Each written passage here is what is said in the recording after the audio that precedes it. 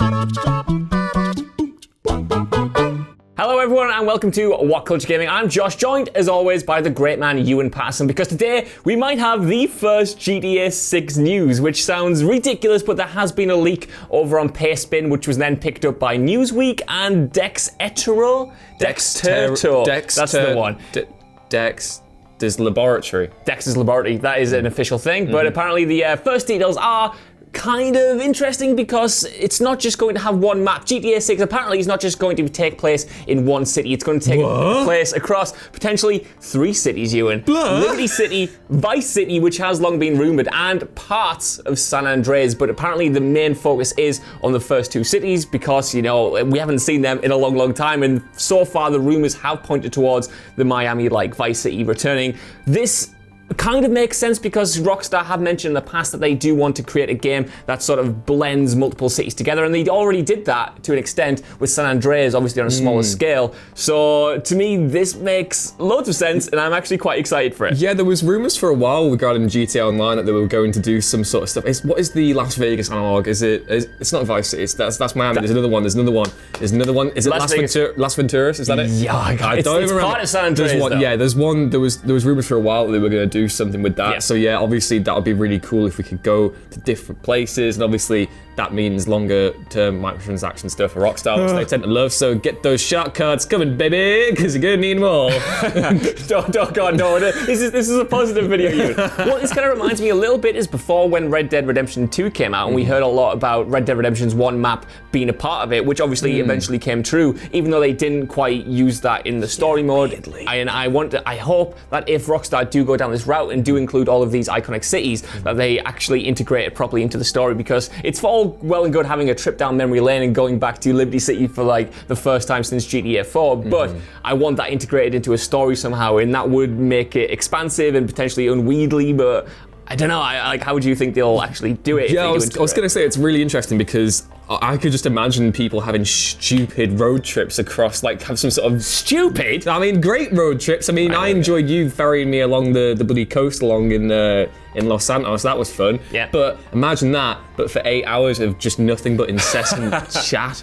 Well, actually, that's a pretty good segue, because I was going to talk about next. If they do this, you would assume that they have some kind of fast travel option, which would be a first for the series, because you kind of take that for granted in games now. But GTA has always just sort of encouraged you to learn the roads, essentially, and drive from one point to another, obviously because a lot of the story and character development happens on those long road trips from mission to mission. I like them. Everyone's there like, oh, anyone else driving sucks. I'm just there like, no, I enjoy hearing tales of Rusty's old police brutality in the 1930s. Thank you very much. A quick complete tangent, but playing that game again, I didn't like Rusty as much as I used to. No, he's a bit of a craphead. Bit of a bad man. Yeah, so I think you might potentially lose something if you do implement a fast travel system, because one of the best things to me about Rockstar's kind of open worlds is the way they feel lived in, and you come to sort of know these streets and learn the geography in a way that you don't in a lot of other games where you just like zip from one point to another. I'm playing Days Gone at the moment now, and now that I've unlocked sort of more fuel and can fast travel all over, I'm less inclined to actually explore every nook and cranny in a way that I am in GTA 5. I know GTA 5's roads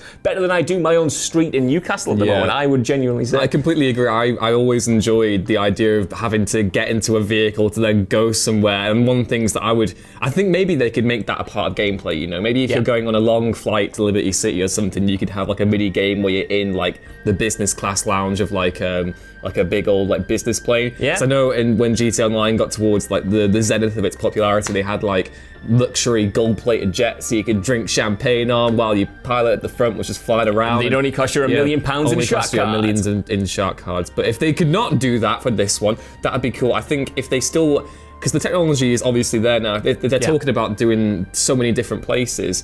Could you see this potentially being a thing where we don't have to load into these new places, or is it going to be kind of, you know, segregated based on fast travel options? Well, that's it, because apparently the reason that we haven't heard anything about GTA 6 officially in such a long time is because it's going to come out on next-gen consoles, and apparently the reason that they're just now kind of attempting to mesh all of these iconic GTA worlds together is because of the lack of memory limitations that are currently on the current hardware. So when we jump to the PS5 and whatever the next Xbox is going to be called, let's call it the Xbox Scarlet just for, you know, convenience here, that'll free up the memory to be able to shove these places together, which could give you those there's no like long highways between cities. That's that what I would just love down. to have just complete banter along those roads because it makes sense as well because I literally had to kill like Red Dead on my PS4 the other day because it's just like taking up so much memory. It is a beast. So I had to get rid of it. Like it was basically as traumatic as the ending of A Mice and Men. Taking Red Dead out to the back and then shooting it. But, you know, that makes sense. You know, I'm more than happy to wait for the next gen and get the next GTA. I think, you know, following them all that they've had, it's been one GTA per generation since the 360. So, yeah. Yeah. What do you sort of think about them returning to these locations, though, in a way? Because obviously these are locations that we love and have been into the series before, and people do want to see them return. But obviously, every time a new GTA comes around, there's talk of maybe setting it in London, and maybe we are biased because we are from England. But I don't know, is it interesting to you to keep the heritage there, or would you want them to do potentially something new? I would like to see them try and apply the GTA formula to a different setting. However, I do understand the point where, you know, we associate these games with like just this big satirical take on the United States. So I can definitely understand that. And also people have a lot of nostalgia for places like Vice City and Liberty City. So I'm totally, you know, I'm there for that. Do we get any story details? We certainly did.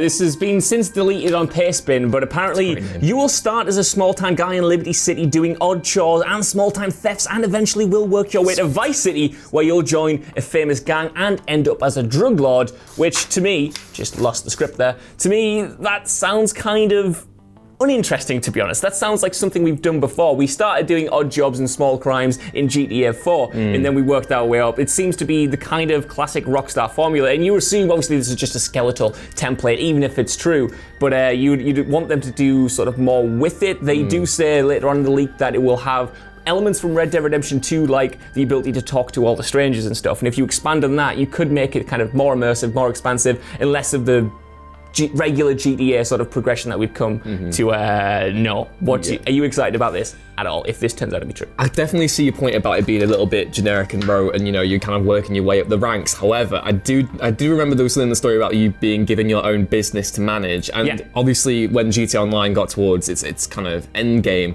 God, Avengers were everywhere. Always. There was loads of business management there, and obviously it was really bad in that because it was predicated entirely around the randomness and inane kind of gameplay of the online formula. However, if they were to maybe apply some of that business managing kind of stuff to this game, kind of like how they did it with Mafia 3 or maybe even the Godfather games, that would add a whole new wrinkle to GTA's gameplay rather than you kind of doing the story-driven stuff. Maybe they found a way to, oh God, I'm basically just doing this, I'm GTA Online-ifying the single player. That's exactly where I was going to go. But it could definitely happen if that's like, you know, if the end goal, if the end game is you to become a mob boss, that totally gives them a way of doing that. So ruining everything again, but you know, and I'd look forward to that until the inevitable introduction of the terrible economy.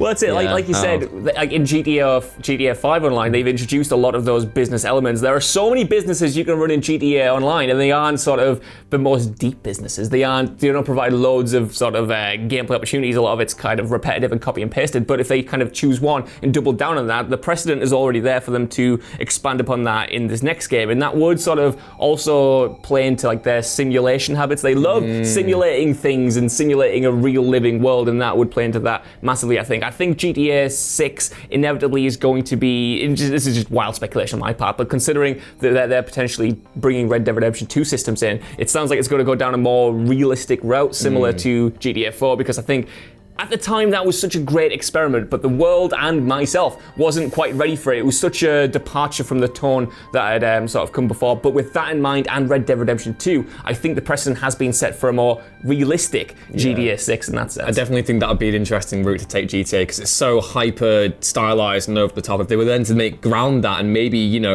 actually do contribute a serious story for once, because every other GTA story has been very inane and very silly. But if they managed to make it along the lines of Red Dead, then I would be very excited about that, because the main staying power of GTA 5 to me wasn't the story, it was actually the online until it got really bad. But whatever, if they can make it like Red Dead 2 story, I am definitely very much in. Me too. I mean, but if this rumor is true and it does come out holiday 2020, that is 7 years since GTA 5, which, how has time gone that fast for one? And that's 2 years removed from Red Dead Redemption 2, so the time frame you would assume was about right. And I know what you're thinking, Josh. 7 you know years. what you're doing. I just called you me. Why do you want to believe this leak? Why is a deleted post on Pastebin compelling evidence? It's because back in 2018 there was another leaker on the forum who leaked some details saying that it was going to take place across Vice City and Liberty City, that it would be out in holiday 2020, and they also correctly guessed the PS5 soft reveal with Mark Cerny and Wired. There we go. They revealed the specs and that something was going to come in April. So there is potentially some validity to this. But I want to know what you guys think down in the comments below. Do you buy these rumors at all, or do you think they're a load of old bull? And if you do, will you be happy to go back to Vice City and Liberty City and have this one massive, dense, open world? But even if you don't, while you're down there, could you give us a like, share, subscribe, and head over to WhatCulture.com for more lists and news like this every single day. Perfectly executed. Even if you don't, though, I've been Josh. I've been Ewan. You've been watching What Culture, and we'll see you soon. Bye. Bye. Oh God, bye. Bye.